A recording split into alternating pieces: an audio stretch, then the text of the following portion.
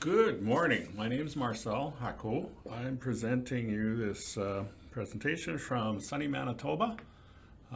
Just wanted to welcome everyone here. So I'll be presenting on the fatalities in the agricultural workplaces, our latest report ending 2015. But first of all, just back up a bit. Who is CASA? We're a nonprofit based here in Canada. And our vision is to have a safe and sustainable agriculture where healthy Canadian farm communities thrive. One of our programs that we have is CARE. That's the Agricultural Injury Reporting Program. So we work with the Injury Prevention Center at the University of Alberta to collect information on agricultural workplace injuries. So it's a volunteer-led program funded by CASA and with Agriculture and Agri-Food Canada. And what they do is they actually provide accounts of fatal agricultural injuries in Canada, and they actually go to the coroner's databases, pull the files, and get the descriptors to the fatality. So in this report, it's the charts from 1990 to 2015. So that's a 25-year span. So first up is the agricultural fatalities in Canada for this period. And you see that in total numbers, we actually are declining. So we've gone from 114 fatalities a year, kind of over the first 13 years, and averaging out around 83 a year now. Now, I know what you're going to say. Everybody says fatalities are down, but so is the ag population, so that totally makes sense. So what we've done is we've tried to do a rate. So these are rates per 100,000 of population in the agricultural community. So this includes both machine and non-machine fatal injuries. And so if you see over the 26-year period, there was a decrease in the fatality rate of about 1.1%. So it's age standardized and it's based on the census population, and we've added the seasonal workers also in the denominator.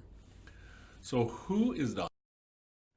So here we see that the ones with the highest number of deaths is those probably between 60 and 69 years of age. So but they did not have the highest fatality rate. That record belongs to farmers 80 years of age and older. So their fatality rate was 67 deaths per 100,000. But they only had 185 deaths over the 26-year period. So these rates are all age-specific rates, and they're similar to the standardized rate, but not exactly the same.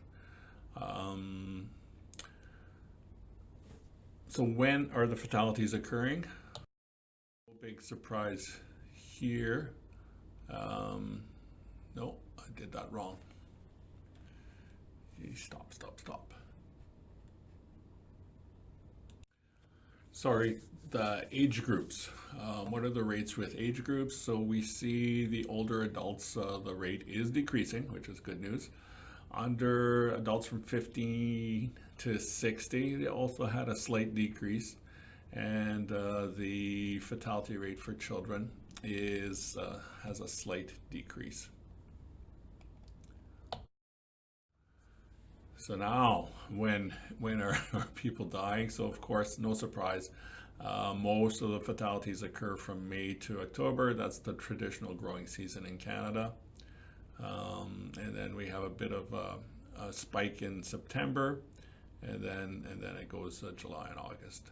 So in the winter months, December to March, the injuries are lower. So what are the main causes? So almost 45% were due to 3 machinery-related causes. So the rollovers, machine rollovers, runovers, and motor vehicle traffic, which includes ATVs. So those 3 account for over 1,000 fatalities. 19% of the fatalities were due to machine rollovers, 18% to machine runovers, and another 8% were vehicle related. Kind of just want to bring to your attention, there's 73 fatalities due to asphyxiation in grain or soil, and then 48 with toxic substances, which could include silo gases and stuff. If you combine these two and say they're related to a confined space, then that moves the ranking up to in the top 10. So just for consideration there. Of the mechanisms of injury, so I wanted to see the trends. So the deaths by rollovers have had the biggest trend downward, which is good. Most likely due to rollover protection systems. Being pinned and struck actually has an increase. When we think of the causal agents, we think the other reductions are due to engineering improvements, and the pinned or struck would be due to operator error. So we would see as equipment training as a gap, either because the operator does not know how to operate his equipment or not aware of proper procedures. It could be blind spots on larger equipment.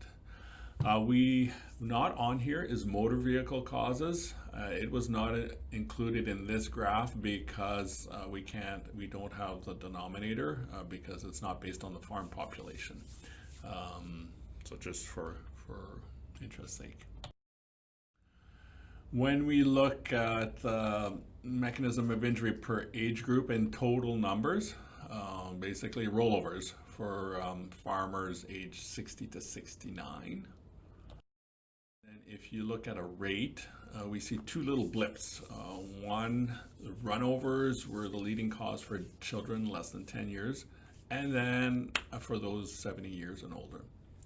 So we think that's on the older side, probably that farmers are using older equipment that probably does not have rollover protective equipment, and children are using older equipment, getting off and then getting run over, and then of course the children, they're probably running up to the tractor as somebody wants to with their mom or dad. So here, if we look at the age groups on rollovers, we see that the greatest rate increase was with older farmers in the age-specific rate, and it seems to indicate that older farmers are using older tractors that would not have rollover protective systems. If we look at the categories of who actually gets run over, so we have unmanned machinery. The people are getting run over by their tractors. So I think this is when they get off and they can't get back in. So the machinery just runs over. The bystander runovers, of course, is that's self-evident. And then when the operator actually falls off, and then passengers. So there were 7 deaths in which the person involved in the runover was not identified. If we look at the type of agricultural machinery related fatalities, so of course the tractor is the big one, and then the motor vehicle, and then off-roads, etc. So what does this mean? We think that the manufacturing upgrades are helping to lower fatality numbers.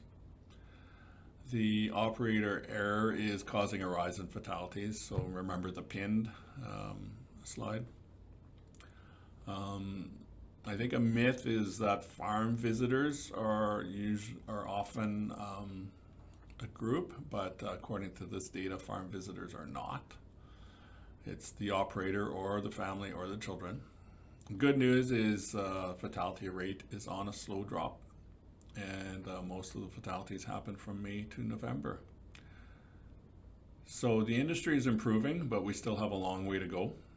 The good news is more farmers have access to safety messaging via the provincial safety groups. The equipment standards are being upgraded always to include safety, and the awareness of hazards is increasing. So I'd just like to thank Colleen Drewell. She's the data analyst for the Injury Prevention Center of Alberta. And of course, all the CARE provincial collaborators. These are the people that go out to the corners and collect the data. And of course, our funder, Agriculture and Agriculture. So with that, thank you very much. Hope you enjoyed this presentation. You can contact me at the Canadian Agricultural Safety Association. Have a good day.